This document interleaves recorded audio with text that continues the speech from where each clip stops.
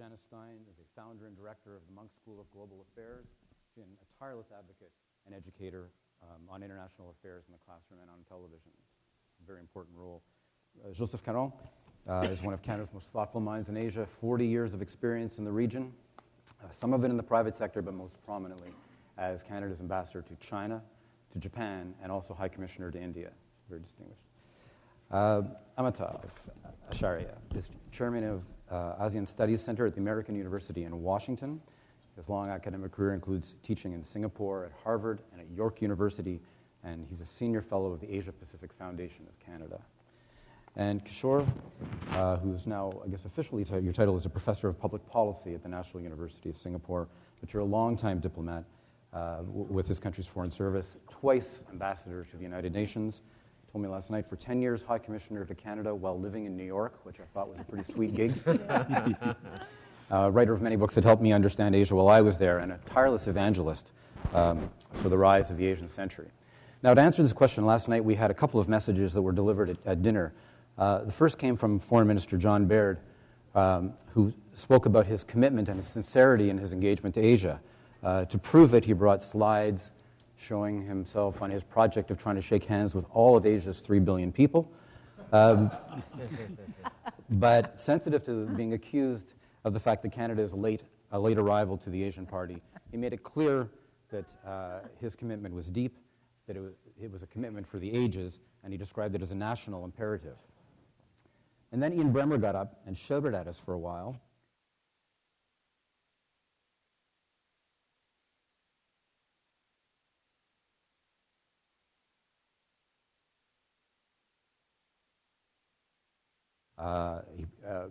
With huge security risks, with long-standing regional rivalries, facing a resource rush, historical grievances, and he basically warned Canada to be very careful and not to overshoot in its embrace of China, in particular with regard to endangering its relations with Washington. So I'd like to ask Janice first, if we could, we'll just do this, we'll just move around the table fairly quickly and then we'll get to your questions. I'd like to ask Janice whether Ian was right. I mean, are we risking our relationship with DC in this way? No, I actually don't think, I think it's a false choice that Ian was putting on the table. The caution against different forms of engagement in Asia, because we don't have the knowledge and we don't understand how decisions are made, that's one set of really appropriate warnings. But this notion that somehow there is a Cold War between China and the United States and that Canada has to sign up on one side or the other is really outdated Cold War thinking.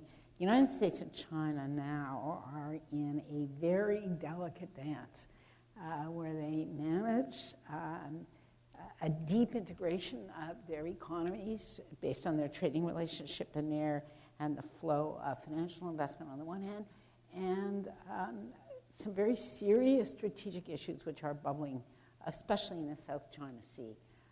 Canada, to the extent that we get more heavily engaged, which I urge us to do, will clearly will not be assuming additional risk when that's exactly what the United States is doing. So I think that was a false issue. But can Canada really allow any daylight in its security posture with the United States? I don't think there is any daylight on the security posture with the United States. I think, frankly, probably the biggest security challenge that Canada might face with respect to China directly in our bilateral relationship is what we do on foreign direct investment coming from Chinese telecommunications companies, where there are some issues with respect to securing networks and safeguarding ourselves with respect to cyber threats. But that's an issue the United States faces as well. They're engaged on it. We just had John Thornton here, who chairs for the Brookings Foundation, a big panel on cybersecurity and navigating our way through this. Other than that, we're a very useful contributor on security issues within the broader Asian context. We are Asian. Mm-hmm. We are an Asia-Pacific country. And to the extent that these issues implicate us, we're a useful contributor. And this is not a loyalty competition between China and the United States. I think that's just a completely old-fashioned retrograde frame within which to pose this relationship. We should let that one go. Yeah. But Amitav, you're in D.C. Clearly something has changed in the mood over the years. For a long time, there seemed to be a consensus in Washington that patience with China would work, that the idea was to encourage it to use terms like responsible stakeholder in the global community, that economic engagement would lead to relaxation and greater political tolerance in China, and that China might actually become helpful to the United States on some of its international foreign policy challenges. That doesn't seem to have happened.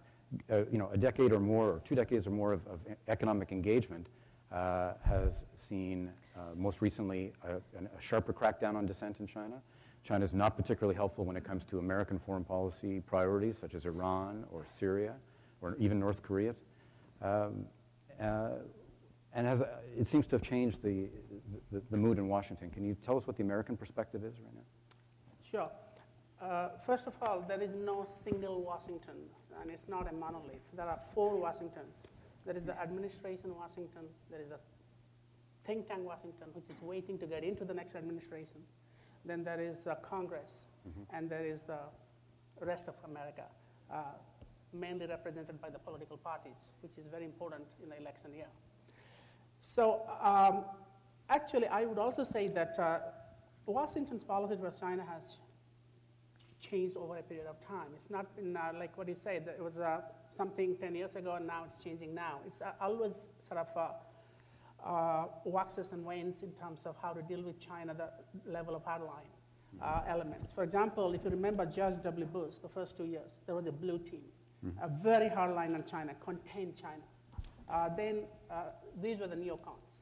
The neocons are gone, so by the second Bush administration, they were gone. And then the Obama administration came with a much more multilateral, much more liberal internationalist outlook. So, so this is going to continue. We cannot expect like a single monolithic tone over a period of time with respect to China. Very much depends on, it also depends on who is the Secretary of State and who is even the Assistant Secretary of State. Under Clinton and Kurt Campbell, they have actually pursued a strategy which is widely regarded, bipartisan-wise, as actually a very good one. And if Romney wins the election and we have the former president of the World Bank. Zog? Yeah. He is the person who coined the term responsible stakeholder. So I don't think you will see sort of a turn back to containment. I mean, I think if I saw a hint of that in yesterday's Ian Bremmer's speech, I do not agree with that. So one quick other point is that the idea of rebalancing, which is the big sort of catchphrase in Washington today, which, by the way, I think will be very interesting to discuss where Canada fits into that rebalancing. Because rebalancing is not just one thing. It has actually, I call it the real rebalancing. It's Washington's balancing between exclusive total reliance on its bilateral alliances to actually a much more complex strategy where getting engaged at the multilateral level is very important. The United States is no longer making either or. That is our bilateral alliances that are important. The multilateral groups like ASEAN, East Asia Summit are sort of adjuncts. So you can see that from U.S. behavior, signing the Treaty of Amity, getting into the EAS, sending a full-time resident ambassador to ASEAN. So that's also kind of rebalancing, and that's not going to be given up. And that also constrains Washington's ability to contain China because containment policy would have been compatible with what Washington hears from its friends, like the ASEAN friends. But Kishore, that multilateral approach in Asia is also raising concerns in China, where multilateralism is viewed as a threat, is it not? Well, I think, I'm glad that both Janice and Amitav spoke before me, because the relationship between the U.S. and China is a very complex That's one, right. And it doesn't fit into any simple black and white category. I mean, what the most important thing to realize is that they both have become tremendously interdependent, okay? I mean, China relies on the American market for its exports, so clearly they will have an interest in seeing America remain open. But at the same time, the US Treasury relies on China to buy its treasury bills. And many people are aware that at the height of the financial crisis, when there was real panic in Washington, D.C., and even George W. Bush, the unilateralist, had to turn to the G20. Around that same time, he sent his undersecretary from the Treasury to Beijing to get a reassurance from Beijing that they will continue to buy US Treasury bills. I mean, that sent a very powerful signal, by the way, to China also, made them aware, hey, the United States also needs us today. So, and while there will always be competition and cooperation between the two, I think the challenge for Canada to decide, do you want to follow the flavor of the day, whatever the mood of the day in terms of the US-China relationship, or do you want to carve out your own long-term national interests in this whole relationship? And the danger of trying to follow the flavor of the day in Washington, D.C. is that, as Amitav points out, it keeps changing all the time. So you've got to decide whether or not you can be a credible long-term player vis-a-vis China. And by the way, it is possible to have good relations with the United States of America and to have good relations with China also. And I think that I think is an obvious decision for Canada to make.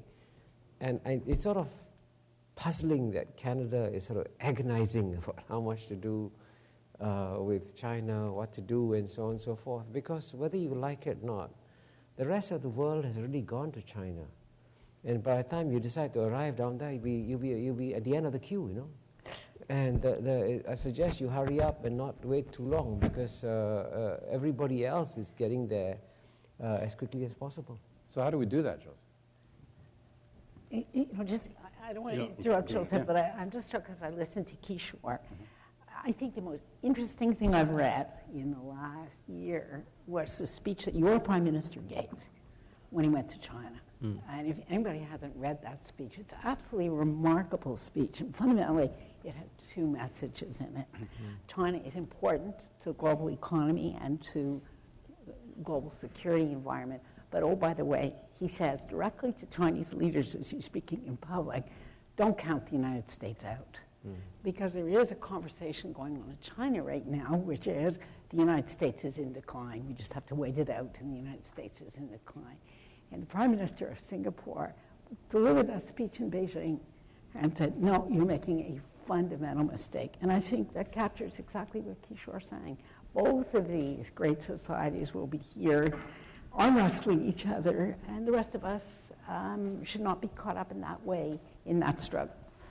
Joseph, I will come to you in 1 second, because I really do want to hear how to get Canada into this mix. But since we're all agreeing so much, let me ask, are we ignoring the power of politics here a little bit? Are we relying upon a sort of a sense of historical inevitability or economic trends and just extrapolating from there that everything will be okay? China and Japan are huge, huge trading partners. Right now, their ships are circling each other in a competition in the middle of the Pacific Ocean. Politics is not irrelevant.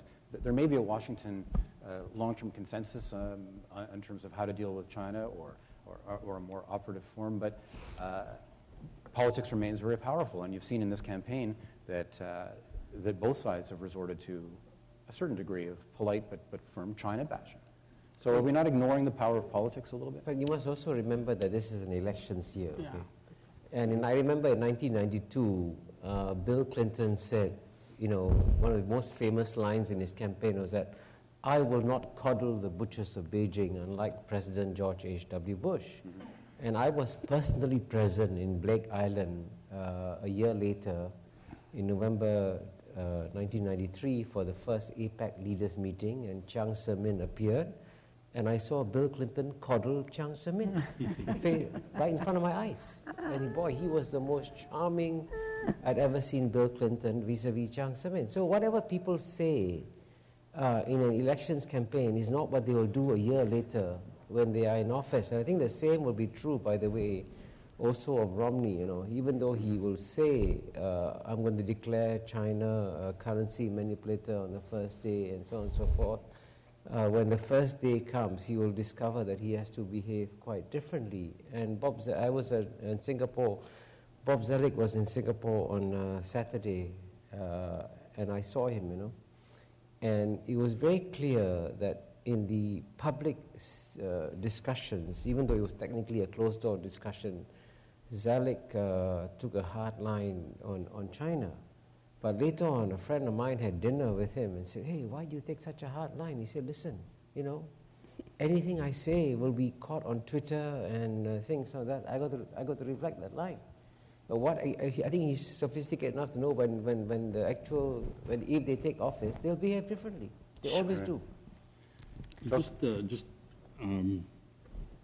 picking up on all of that, Thomas Friedman had a terrific op-ed a couple of weeks ago where he talked about, he threw out a neologism of frenemies. He said the United States doesn't have enemies or friends. It has countries with which it has both conflictual and positive relationships. And he pointed out the obvious thing that while the Pentagon is planning a war with China, the Commerce Department is trying to get more cross-investment and assurance that China will continue to buy treasuries. So that's the complexity. But I think that getting to your point, not so much about Canada, but the geopolitics of all of this.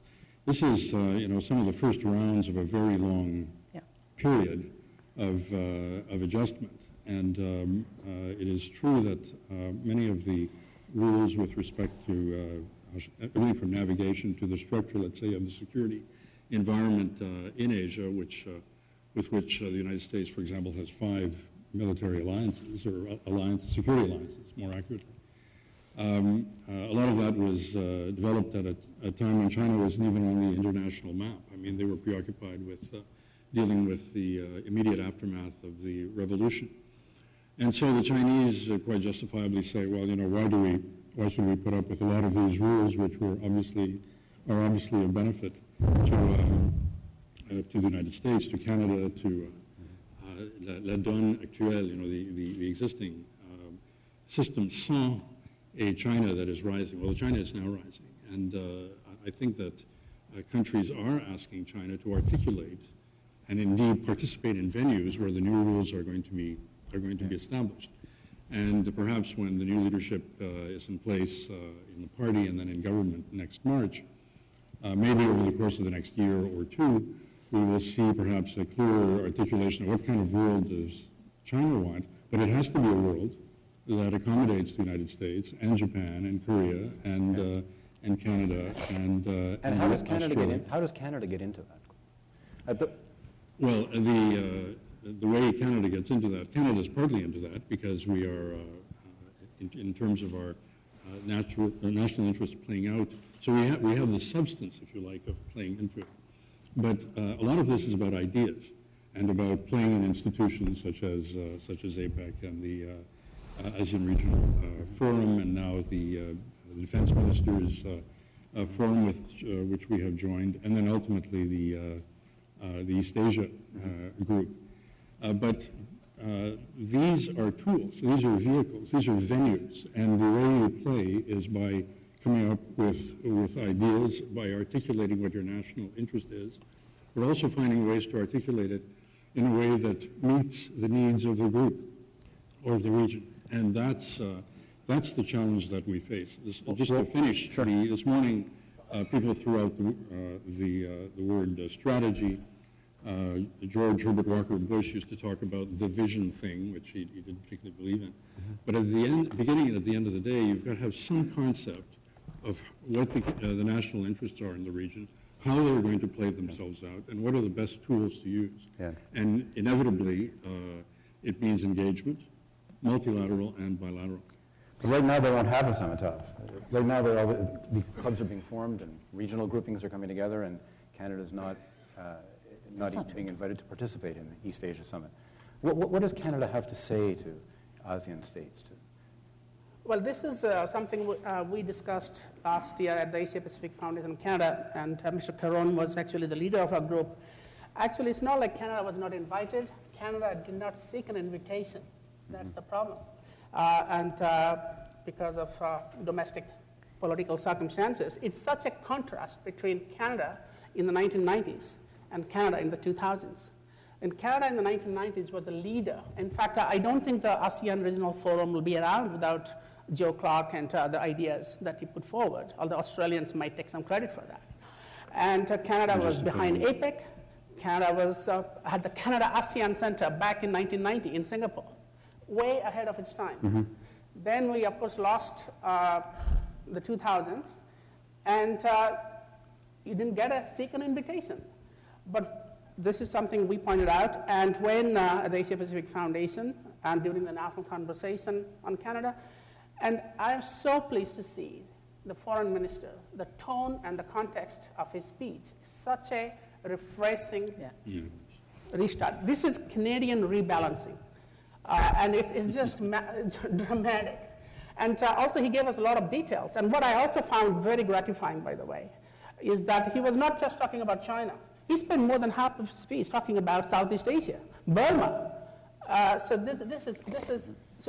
he's taking a regional, a multilateral, wider view. It's not just Canada-China, Canada-India, which has been the past sort of tone. So these institutions are helpful. I'm not saying these institutions are going to solve the problem of all the conflicts, but these are part of the toolkit a country like Canada needs to have, especially given Canada's traditional standing as a champion of multilateralism at the global stage. This is how you so the irony is that when the United States actually was moving towards multilateralism, at least since Obama, Canada was behind.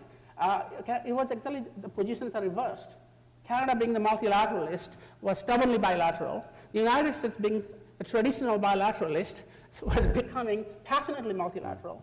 And I hope there will be a bit of convergence now, and these things will benefit Canada. But after years of disengagement, to a degree, Kishore, what is the Asian view of Canada? What does the Canada brand say in Asia now?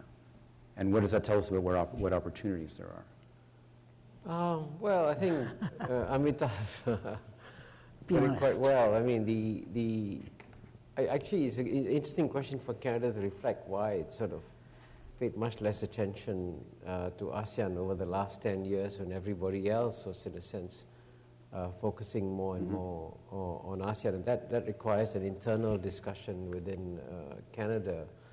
But I think it was a big mistake. I mean, if you look at it, it's, China was the first country to propose a free trade agreement to ASEAN and signed it. And then I don't know in what sequence, Japan, Korea, India, Australia, New Zealand all followed suit.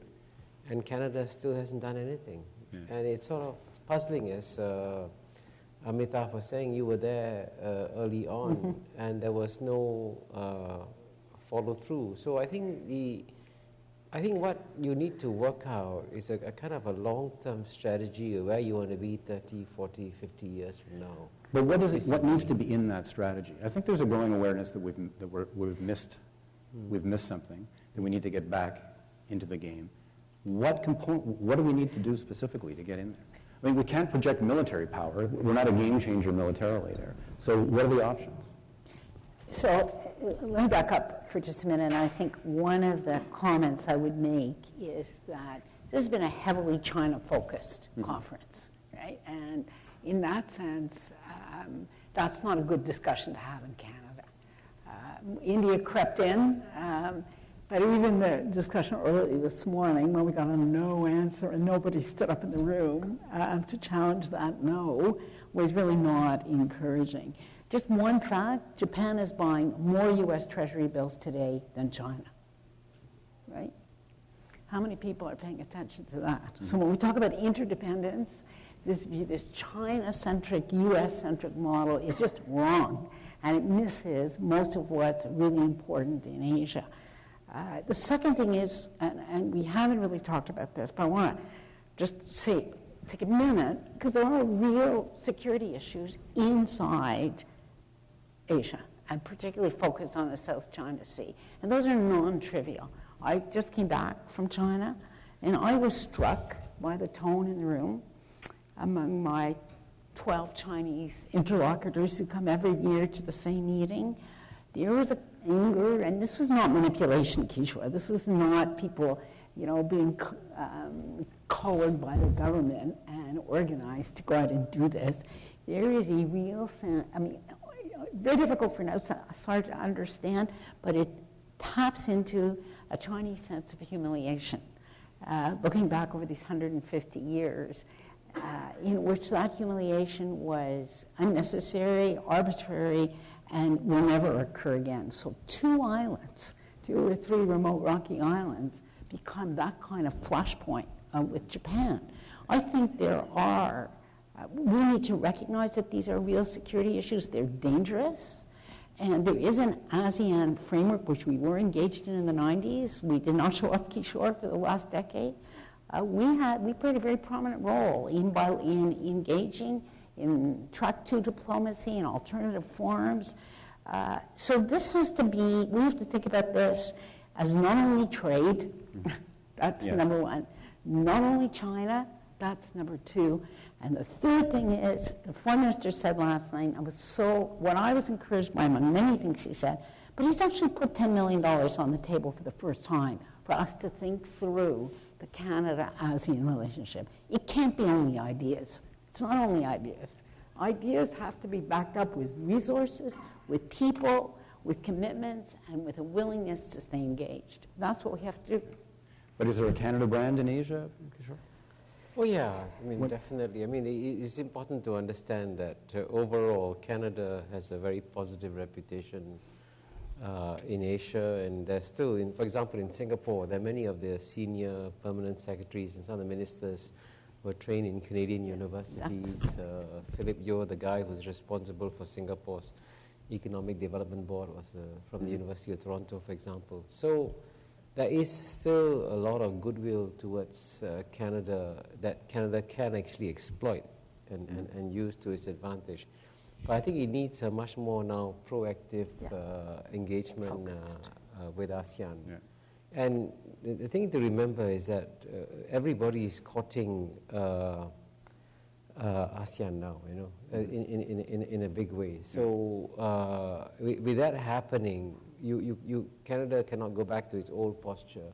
It must try to do something new and different and creative. And I'm actually glad that they put, the foreign ministers announced is putting down $10 million to boost Canada-ASEAN relations, because there's so many assets you have that can be used. I mean, including your universities, which are wonderful. And then don't forget, there are lots of Kishore was a graduate of Dalhousie, so they are wonderful. Yeah, I studied I did my master's in philosophy in Dalhousie. So for all the talk of engaging abroad, there are 60,000 Chinese students studying in Canada and 2,000 Canadian students studying in China. That's a huge imbalance. Let's open up to questions here, please. My name is Joe Ingram, and I'm president of the North-South Institute.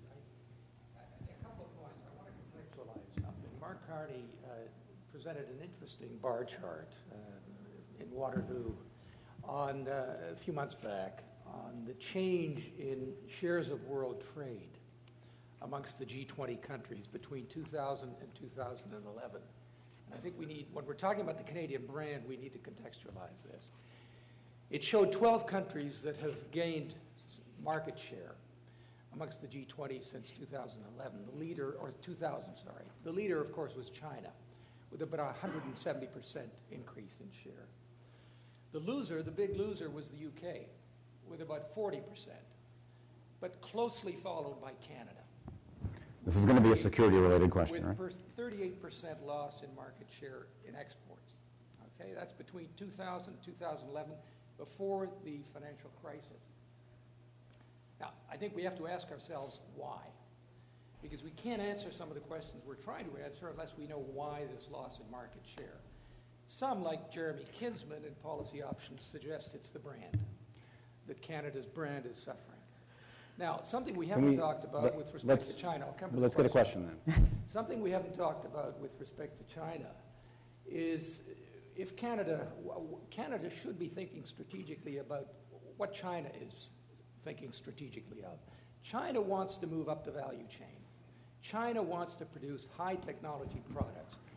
We should be taking advantage and exploiting China's ambition to move up the value chain. And I don't think we're thinking in those terms. We're still thinking in terms of hewers of wood and carriers of water. what should we be doing? How should government be working with industry to take advantage of those ambitions? Go ahead. So let me just start on that. I think, frankly, yesterday's speech by Minister Baird, which laid out perhaps most clearly where the government is going, that's helpful. That's a good framework. In my experience, I spent most of my career sitting in Asia in various capitals, and if I can just point to one challenge and pass the others the opportunity as well, it is most of our very large corporations, including from the financial sector, from manufacturing, have some presence somewhere in Asia, and they are the flagships, if you like, of our presence. Very few of them, of course, are producing consumer goods. So the relationship between the brand, if you like, Canada, and knowing that these products are from Canada, whether it's a CAE flight simulator or a mobility plane or what have you, that doesn't connect to the general public. So that doesn't really contribute to the brand, but that's the economy that we have, plus, of course, our resources. One of the biggest challenges, certainly, and where I think the government and especially the business community have a role, is finding ways of mentoring, engaging our small and medium enterprises who have the skill sets that you are referring to, that not only China wants, I can tell you that India wants and is importing, and Indonesia and other countries of Southeast Asia. But we haven't found the formula to actually get these companies to go to Asia to the extent that is necessary. Joseph, I'm going to... And just to finish, unless you're personally, you can read about it in the Globe and Mail, and you can read about it and watch CPAC, but unless you're personally engaged, your company's engaged, your university's engaged, then it becomes a little bit theoretical. And it's this direct engagement that has to be promoted. Thanks. Yes, please. I'm sorry? Yes, Paul Evans? Hi. Yes. Paul Evans from the University of British Columbia. It's a wonderful opportunity in this panel to ask some bigger strategic questions that involve the economic side, but to look at the other half of the universe in a set of security relations that are complicated. And we've been asked to focus particularly on US-China dynamic. And one way of capturing that might be the metaphor inspired by our speaker last night, who was a combination of Woody Allen and Machine Gun Kelly in the presentation of ideas. But a metaphor that we might want to examine is the idea of two suns in the sky now. That almost all of our Asian colleagues and friends are connected in a world where the rise of China is not just about economics. It is about a geopolitical shift in motion that American friends and Asian friends understand. And let me talk about two dimensions of that, one observation and then a question for our friend from Singapore. The observation would be that if Canada is going to play in this new world, it's partly a recognition that we are in a much more complex geostrategic environment than we were a decade ago. Mr. Baird's speech yesterday was brilliant, on the best thing we've seen in trying to orient towards this, but he didn't ask some difficult questions. Right. Australians debate very seriously what a conflict in the Taiwan Straits would mean for their relationship with their biggest trading partner and with the biggest provider of security, the United States. That kind of agonizing discussion about what the strategic changes mean is just beginning in Canada. And the Chinese are particularly interested in a Canadian role. In a question they pose to us frequently is, what is the role of a middle power in a new Asia-Pacific transfer of power context? And in that, the middle power role, I'd like to put a proposition to Amitav and others, is going to in part relate to South China Sea and maritime boundary issues. And that Canada at an earlier stage had a very successful program related to the South China Sea, not on sovereignty, but on managing conflicts in the region. And our Chinese friends are asking us whether there's a chance again for a Chinese role. But the bigger question, or the more difficult question for Kishore, Kishore, in American rebalancing and Mr. Obama's speech in Canberra, where he talked about the new American role, many things that were of interest and value from a Canadian perspective. But one thing he said that was very difficult is that in terms of values, in terms of the destination of Asian societies and all societies, there's only one path. There's only one destination, but multiple paths to that. And that struck me as something that for Canadians is a really tricky issue. We've invested in institutions, processes that we thought were universal. But the rise of Asia presents a challenge to those universals. And no one has done more thinking on this than you have. Well, I think I'm trying to decide how diplomatic I should be. No, not at all. Every country, of course, gives great speeches about values. But every country is in its own way very pragmatic in its behavior. And, the United States will defend Saudi Arabia. When there's no democracy, women are not allowed to drive, And the same, they'll also defend the United Arab Emirates. And they'll defend all these kingdoms with no democracy because it's in American and national interest to do so.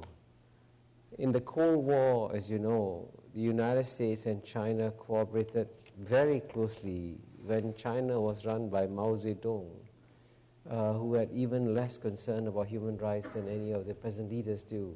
The same was true of Churchill and Stalin in World War II. So I can understand why, I agree that in the long run we should have greater respect for human rights. We should all move towards democracies in the long run, and I think all societies will have to become democracies in the long run. That's a fact. But you can either want to deal with a mythical future world or deal with the realities of today. And Washington, D.C. is actually remarkably pragmatic in its dealings.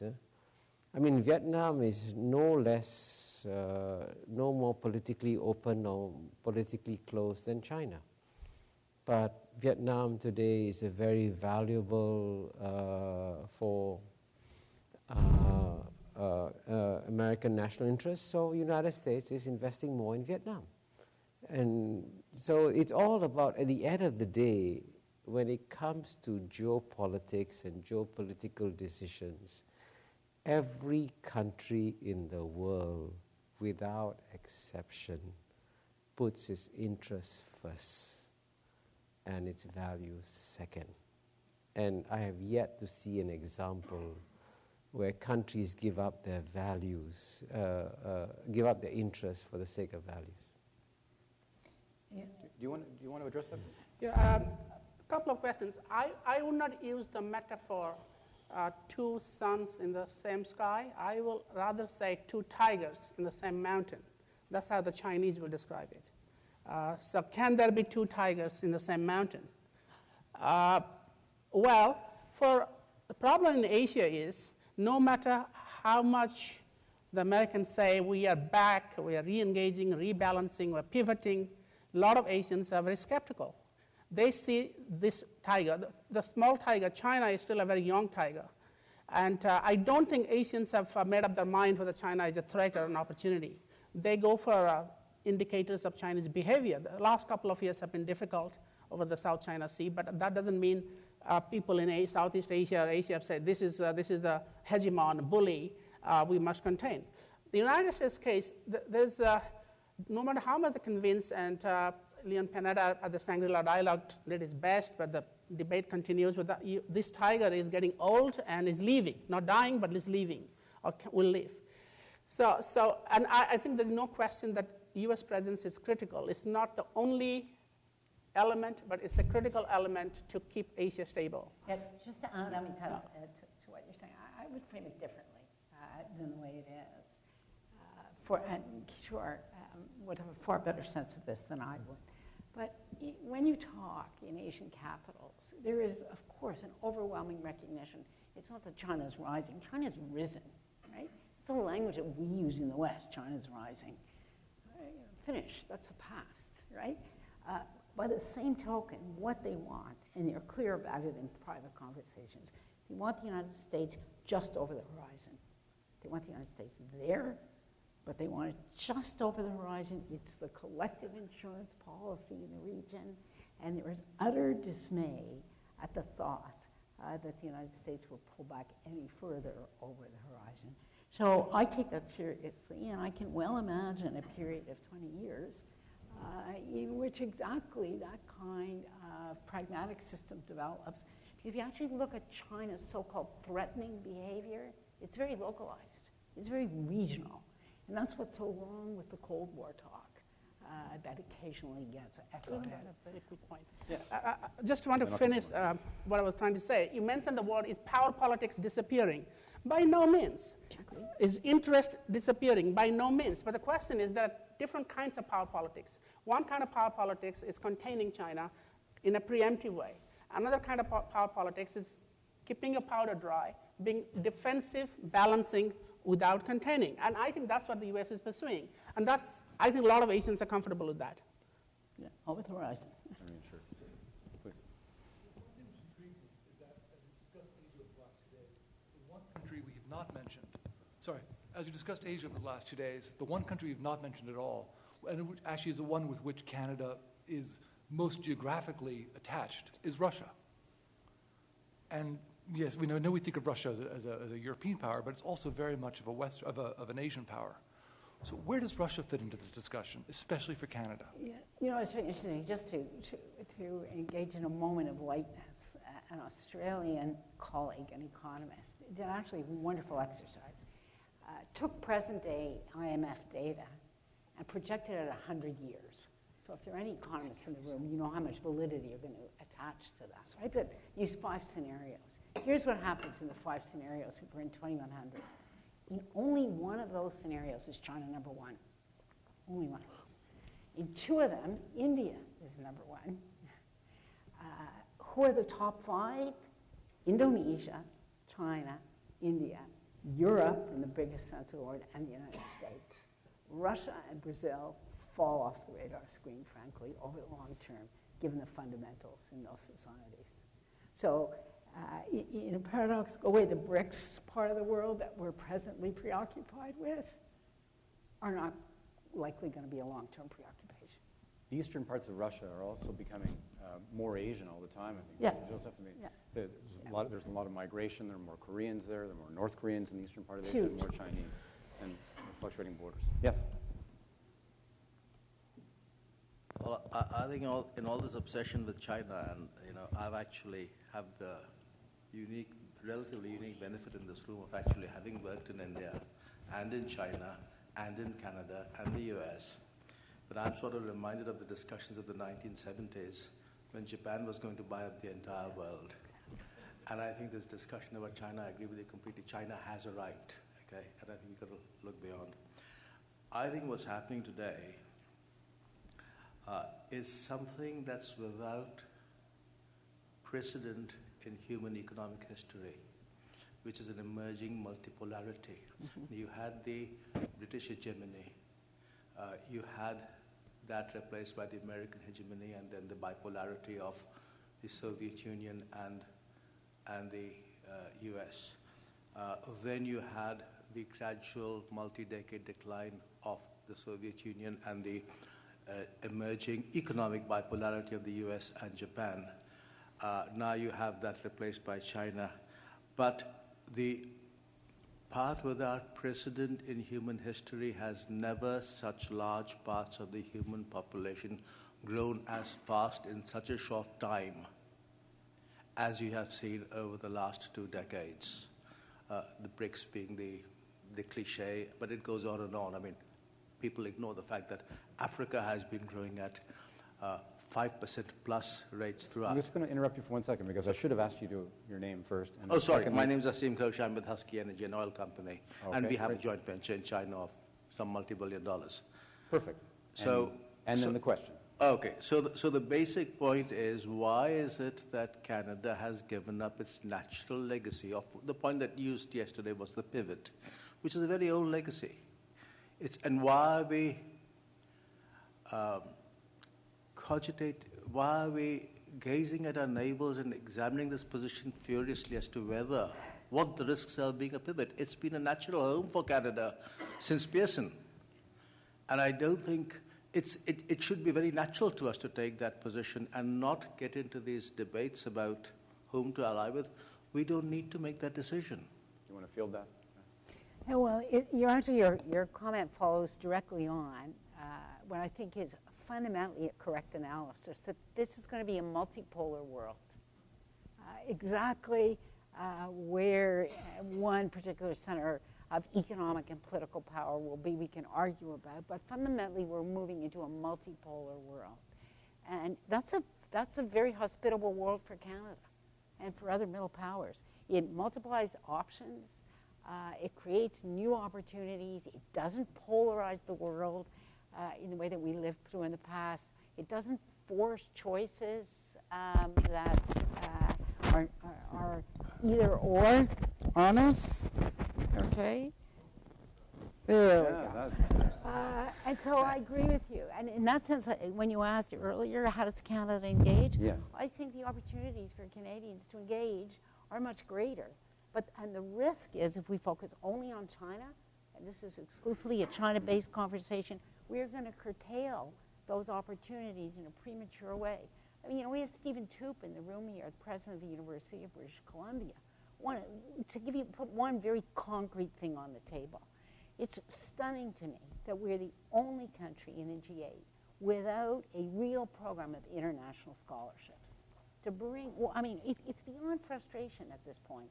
Why do we not take a chunk out of CETA? I'm glad there's no CETA minister in this room, and start a really dynamic program which would be open to students, where we would have the kind of traffic coming into this country from Asia, from ASEAN countries, which builds the kind of career that you've had, and those platforms. I guess let me make this comment really quickly. What governments can do is provide enabling infrastructure. And that's not a strategy, but they can provide enabling infrastructure. The strategy is about the business leaders, the university leaders who forge these connections and make it happen on the ground. Kishore, did you want to take a run at that as well? Yeah, just very quickly. I want to emphasize this point about multipolarity because, earlier there was a discussion of two suns in the sky or two tigers on the mountain. Actually, Asia is much more complex. And I think India, I'm glad Jamshed is here, India is going to go through a very difficult time in the short term. But everyone knows that in the medium term, long term, it will bounce back. And as you were saying, in the projections that this Australian economist did, and I was in the room when he presented it in Canberra, by the year 2100, India emerges number one in several scenarios, So you've got to take, in a sense, that's why you've got to take a long-term view about what's happening in Asia. You don't have to be a genius to figure out. Even by the Goldman Sachs projection by 2050 earlier, number one will be China, number two will be India, number three will be United States of America, and among the top 10 will be mostly Asian countries also. So you've got to have, I guess, to put it very simply, I guess, for the CEOs, you've got to have a diversified portfolio. Don't put all your bets in one or two countries, but diversify. And here, I would say, frankly, in terms of bang for your buck, in terms of the marginal utility of the additional Canadian dollar, I suspect the marginal utility of every Canadian dollar is highest in ASEAN. Because these are medium-sized countries, and you can relate to them much more easily. Whereas China, when it looks at the world, it doesn't see Canada in the A League, okay? Whereas when you deal with Indonesia or Thailand or other countries with whom you've had traditionally good relations, they will look at you and say, hey, we can work with Canada.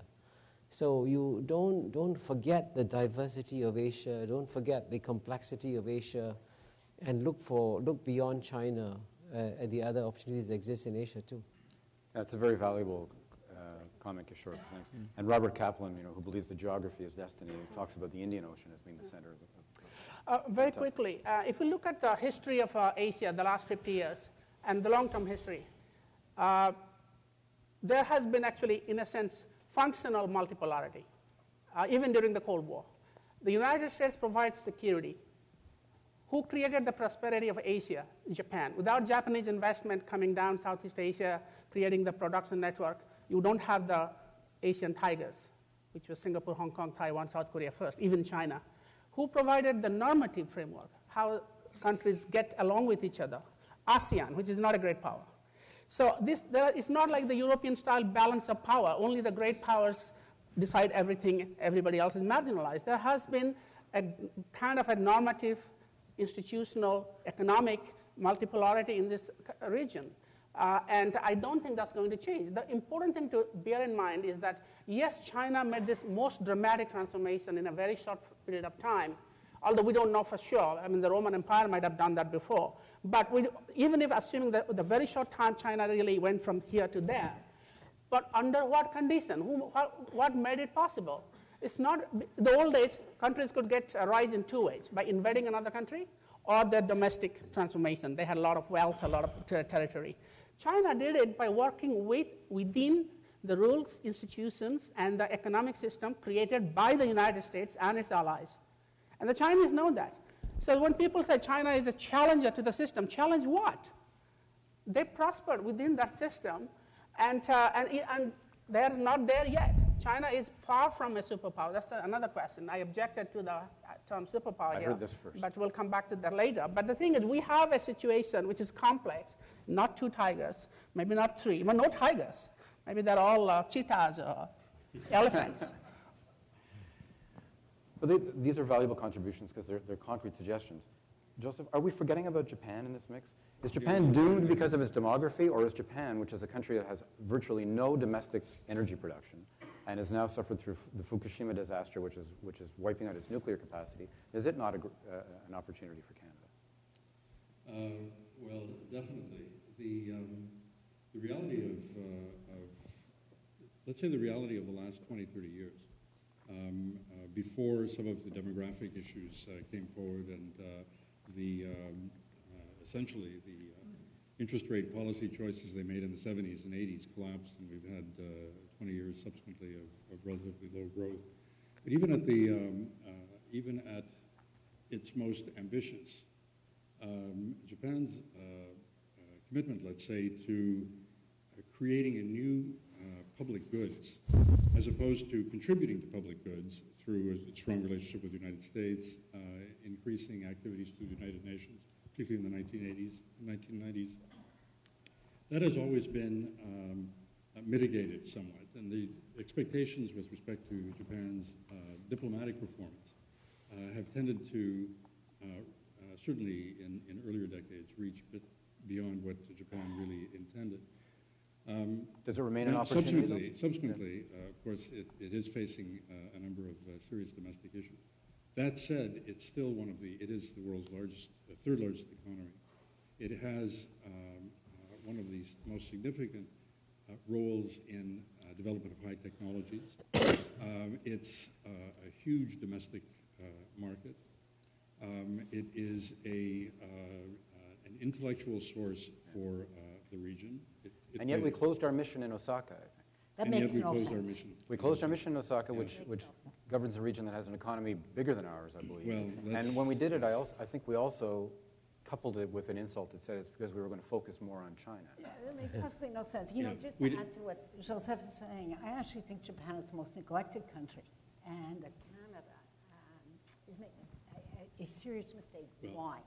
First of all, it is sitting on huge pools of capital, which are uninvested. The largest pools of capital are actually in Japan. Secondly, it's a leader in robotic technology.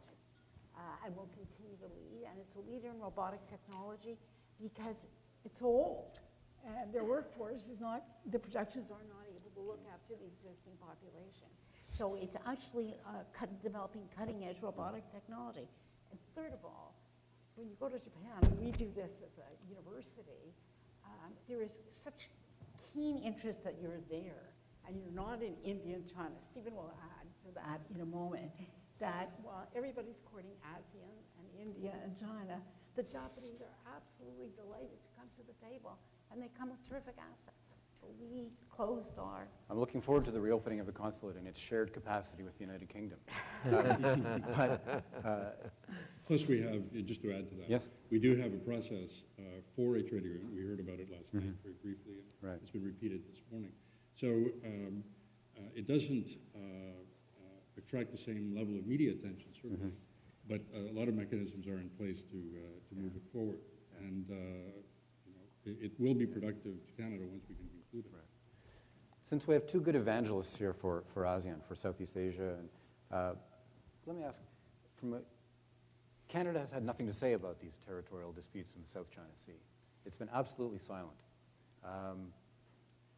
Is that recognized and a problem for Canada in the region? And secondly, I also wonder whether that silence has anything to do, because there the discussion is about freedom of navigation, if we're quiet because we're concerned about freedom of navigation issues in the Arctic. But my view is it's good to keep silent. Good to be quiet. I don't think you can add much value down there, because and don't forget that there's, you must always watch what's going on in terms of the external posturing, but there's a lot going on behind the scenes also that you may not be aware of in terms of dialogue and discussions. And it's true that, it's true that China has made some very serious mistakes in its foreign policy vis-a-vis Japan, on the way they handled the fishing trawler incident vis-a-vis South Korea, the way they handled the North Korean shelling of the island vis-a-vis Southeast Asia. And certainly it was a major disaster for China when ASEAN failed to agree on a joint communique for the first time in 45 years at the Phnom Penh meeting in July. So China has made serious mistakes. But immediately after the Phnom Penh meeting, when the Chinese quickly realized that it was a disaster for them, within a couple of weeks, the Chinese foreign minister was visiting Indonesia, Malaysia, Brunei to try and pacify the waters. And the lady who was involved in the Phnom Penh meeting, the Vice Minister Fu Ying, sent me an email and said, Kishore, do you mind organizing a meeting at the Lee Kuan Yew School of Public Policy, which I did, for her to meet heads of the think tanks in Singapore, so she could have a very candid discussion and tell us what was in China's considerations and so on and so forth. So behind the scenes, there's a lot happening to try and quieten the waters and so on and so forth. So if you're not aware of what's going on and you come in with some public statement, you may actually end up muddying the waters and get yourself. So if you don't have a stake in it directly, I would say silence is the smart thing to do. Yes. Yeah, I agree with everything said. Just a Canadian angle to this. Madame Fu Ying, who I and Paul Evans know very well, came to Canada in 1996-7 as the leader of a delegation under a DFAT-CEDA-funded program called the Canada-China Seminar on Multilateralism and Cooperative Security. The first time ever the Chinese have sent the foreign ministry and the military to be, we didn't call it a training program. Paul directed it. I was the lead lecturer. We call it kind of a seminar. But we did that for 5-6 years until funding was taken away in the usual way. But this is the kind of involvement Canada has. And I've been back to China so many times after that. We have an alumni. We meet them, and they still remember that the first exposure to regional multilateralism was done through Canada. And Fu Ying would not forgotten that, because that's why she probably came to you for making their voices clear. The other thing is, Paul raised this question about the UBC-led program funded by CEDA on the South China Sea. It ran for a decade, and technically it's still going on. It was wonderful. You didn't discuss sovereignty, you discuss all the technical issues and joint development. And again, that also lost funding. But these are the kind of roles Canada can play. You don't need to get into conflict resolution. Nobody can do conflict resolution or even conflict management. The way Hillary Clinton went and say, South China Sea, freedom of navigation, it was provocative to the Chinese, and the Americans are doing it for their own reason. I think it's good that Canada didn't take side with the United States on that. Although ultimately it will be behind the same principle of freedom of navigation. But those are the kind of things that I was talking about that Canada can do. And one of the things that the minister raised last night was the issue of counterterrorism. He said that he described in great detail all the counterterrorism initiatives. How will that be received in the region, Kishore?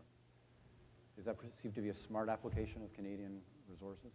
Well, I mean, everybody, being against terrorism is like, being for motherhood. Like everybody wants to fight terrorists. But I do not think that you can have a major competitive advantage in that area. I mean, by the way, I think post 9/11, one of the best changes that's happened in the world, there's some things that often happen behind the scenes that people are not aware of, But post 9/11, the level of cooperation among intelligence agencies globally on terrorism has improved by leaps and bounds. And I mean, to give you an example, most people acknowledge that when it comes to terrorism intelligence, Singapore is some of the best in the region. And every country comes to Singapore to have a dialogue on terrorism issues. And even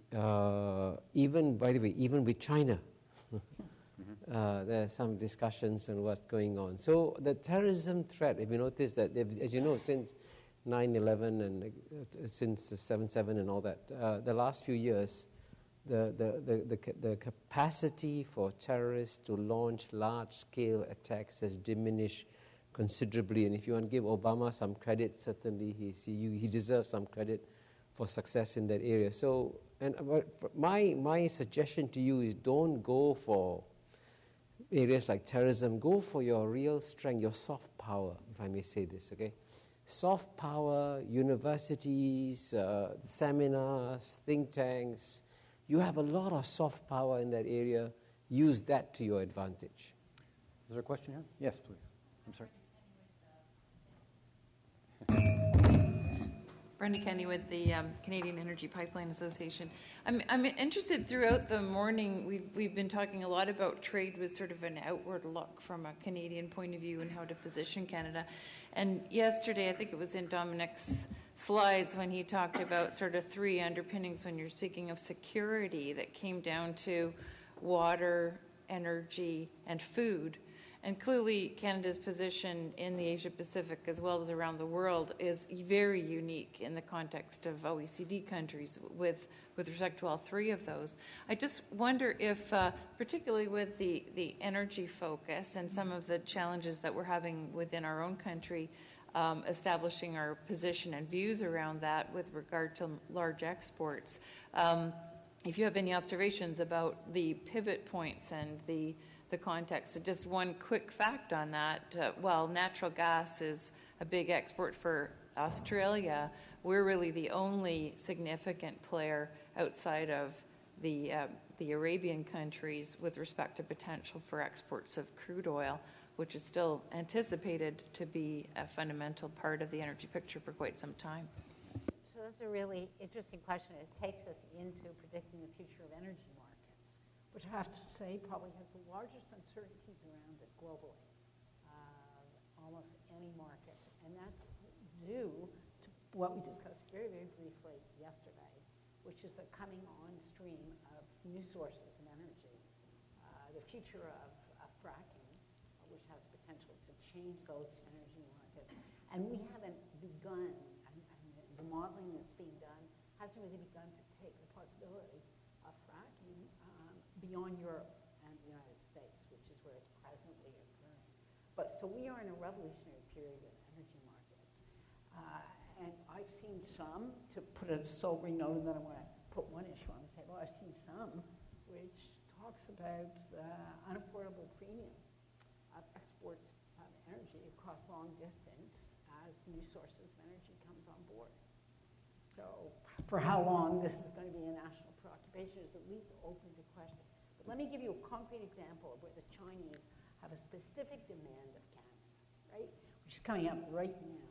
And are having an agonizing conversation about it, probably not on any of your radar screens.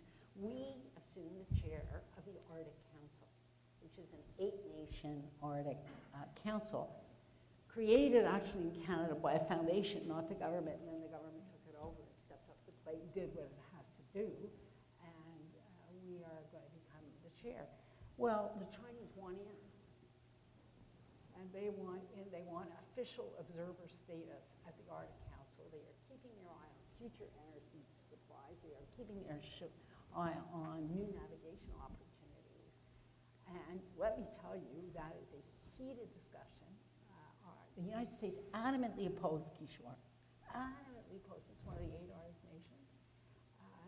And where we come down on that will actually be a concrete signal to the Chinese. And I think we're about to make a disastrous decision, not only Canada, but the Arctic Council. I think we are about to recognize the EU as an observer in the Arctic Council and say no to China. Mr. Chrétien. I have some comments and one question for the panel. Mr. Mahbubani referred to the relationship between hard interests of countries and also the values of those countries, and the fact that in that kind of debate, hard interests almost automatically win. I certainly agree with this view. I've seen it, I've lived it many, many times in my life. But I think that the present situation, the present CNOC-Nexon issue is forcing our government to decide what attitude, what relationship to have with our closest friends and neighbors, the Americans, and this new emerging country, friend or adversary, called China. It's not, I think, an easy one for Canada, but it'll be interesting to see how it will emerge. You also alluded to the need not to have perhaps too much space between our position and the American position on security issues. I don't necessarily agree with this. I've seen in the past decisions by our government, and the most recent one probably being the one on Iraq, where we disagreed with our friends on war and peace issues. Did we pay a price? Maybe, but we paid the price, and the Americans didn't come to war with us because we said no to them. So we should probably take the same attitude on this present deal. Having said this, our American friends don't like this CNOC-Nexon deal. There are all kinds of signals, as we speak, sent to various multinational corporations around the world saying, listen, be careful about what you export to China. They are our new friends, but we should not make them too strong. So for me, this debate right now in our country it will be very, very interesting to see, because it will reveal where our government is finding itself vis-à-vis that relationship with these two powers. China is on the other side of Canada on many serious issues. I mean, they certainly don't see eye to eye with us on Syria right now, one of the crises of the Middle East. If war were to erupt in the Middle East on Iran, would be on opposing sides, North Korea. So it's not an easy call to make. Now, my question to you, how do you see, from especially our foreign friends, the place and role of Canada in the world? How would you describe the evolution over the last 20 years? Are we better seen right now than we were 20 years ago? If so, why? Just tell us what you think about our place, Canada's place and role in the world. I think I'm the only foreign friend. You're a Canadian citizen, right? And you're an honorary Canadian. I'm an honorary Canadian. Just by the way, one of the difficulties about, incidentally, my participation in the panels, I'm supposed to speak after this, I'm supposed to give you a discussion about my view on Asia, so I make sure I don't repeat what I will say later. But my answer to your question actually is going to come essentially in my speech. And the question is how it is true that China is not perfect, it's got lots of problems. It's true that you have differences with China on some foreign policy issues and so on and so forth. But the question you have to take is the trend line. In which direction is China going? And from the point of view of the Chinese people, The last 30 years have been the best they have experienced maybe in the last 1,000 years, you know. And the Chinese people still do not have political freedom of the kind that you have in Canada, but the amount of personal freedom that a Chinese citizen today enjoys is the highest they have enjoyed in centuries. To give you a simple example, 30 years ago, the Chinese could not leave their village, could not choose their job, could not choose the way they dress, right? Today, they can choose the way they dress, they can choose their job. And each year, now the latest figure is about 70 million Chinese leave China freely to go overseas, and 70 million Chinese return to China freely to come back to what is perceived to be a prison. Are the Chinese mad? Is there something wrong down there? They're going back to prison? So, and it was actually an Indian political scientist who once said, and I quoted in my previous book, by the way, Pratap Banu Mehta, he said, if you actually compare China and India, you know, India is certainly an open society, but this is Pratap Banu Mehta saying this, Jamshed. India is an open society with a closed mind, and China is a closed society with an open mind. Because if you go and talk to the Chinese intellectuals, especially in the private discussions, you don't get Maoist propaganda. You don't get any kind of communist ideology. You get some of the most sophisticated, subtle understandings of what is actually going on in the world. They know what's happening, and they know what's going on. So my humble advice to Canadians is, don't lecture the Chinese. Please. They know what they're doing, and they probably will do a better job than you could do it. Thank you very much, Kishore. Thanks to all of you. We do have to wrap up now. Lunch will be served in room 205, 207. There's no assigned seating. You can sit where you like. I consider it a success that we were able to move the discussion away from exclusive focus on China and respect the gravitational pull that got us back there at the end of the discussion. But thank you all very much. Thank you.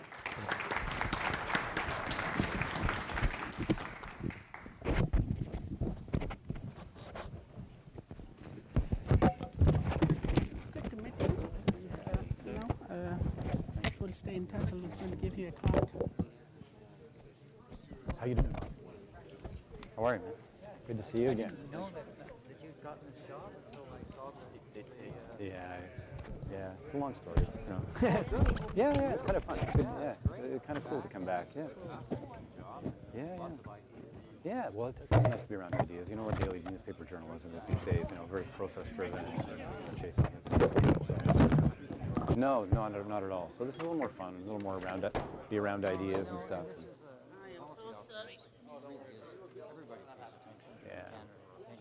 Yeah. Well, you try to change it a bit, you know. You try to make it a little more dynamic than it's been. It's kind of predictable. It's just time for a change. Yeah, that sort of thing. But you'll see. Yeah. Anyway, how are you doing? Okay. I'm fine. Yeah. It's feeding the beast too. Right. Yes, I know. I know. Yeah, and I just sort of felt after a while like it was like all process driven, you know, like the day had become literally how do you keep a 24-hour blog going on the world news? We need a file. Yeah. Well, you know, I've got to meet people. Yeah. Like, Yeah. I'm talking to some Yeah. really smart people down here. Right. I'm going to learn something. Right. Yeah, just give me a minute. I know. Yeah. But it is hard, isn't it? I mean, the obsession with web traffic in LA was unbelievable. Yeah. Unbelievable. And it's big traffic, but I don't see any business model there either. It was the other thing is once you got it, there was nothing. I know. The paper still made money. It was 91% of the money came from the paper. Yeah. Still is. It's crazy. Yeah, I know. It's frightening. Yeah, so it's weird.